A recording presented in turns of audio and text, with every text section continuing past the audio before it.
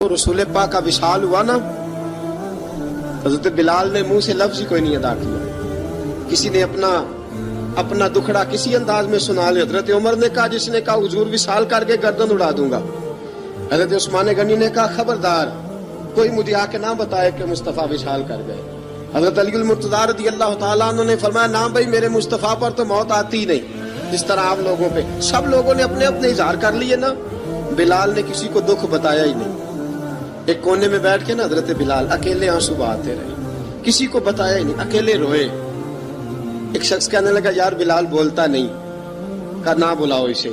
عصر کی نماز کا وقت ہوا نا، تو وہ بلال جو کعبے کی چھت پہ بغیر سیڑھیوں کے چڑھ گیا تھا، وہ بلال جو کعبے کی چھت پہ بغیر کسی سہارے کے چڑھ گیا تھا، اس بلال کو کہا کہ بلال چل ذرا آذان پڑھ، مسجد کی چھت پہ چڑھ جا. حضرت بلال کئی بار چڑھے اور کئی بار گرے، کئی بار چڑھے اور کئی بار گرے.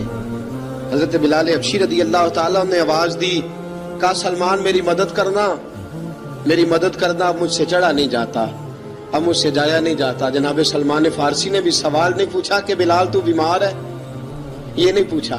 حضرت بلال کو دو چار صحابہ نے اٹھایا، چھت پہ پہنچایا. بلال نے اذان شروع کی. جب کہا نا اللہ اکبر اللہ اکبر، وہ آواز جس میں بڑا سوز ہوتا تھا، بڑی درد، بڑی بلندی ہوتی تھی، بڑا جوش خروش ہوتا تھا، آج وہ آواز دب گئی. جب بلال نے کہا نا اشہد ان لا الہ الا اللہ، حضرت بلال رضی اللہ تعالیٰ عنہ نے تھوڑی دیر روک کے سانس لیا. جب کہا نا اشہد ان محمد رسول اللہ، جو سارے چپ کھڑے تھے نا، ان میں سے ایک بابا رو پڑا جس کا نام ابو بکر صدیق تھا.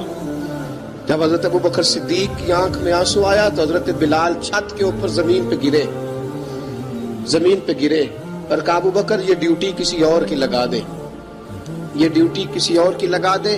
اب میری روح اجازت نہیں دیتی، مصطفیٰ کریم کے بعد مجھ سے اذان نہیں پڑھی جائے گی. آپ نے واقعہ سن رکھا ہے کہ ایک بار صحابہ نے بلایا، دوبارہ آئے، حضور خواب میں ملے. کہا بلال تو آتا کیوں نہیں؟ بلال چھوڑ کے چلے گئے تھے. فرمایا اب میرا یہاں دل نہیں لگتا. ملک شام کے شہر حلب میں چلے گئے تھے، چھوڑ دیا تھا مدینہ منورہ. اب میری نگاہوں میں جچتا نہیں کوئی، جیسے میرے محبوب ہیں ایسا نہیں کوئی. حضور خواب میں ملے، آئے مدینے. حضرت بلال آخری بار، لوگوں نے کہا اذان پڑھو.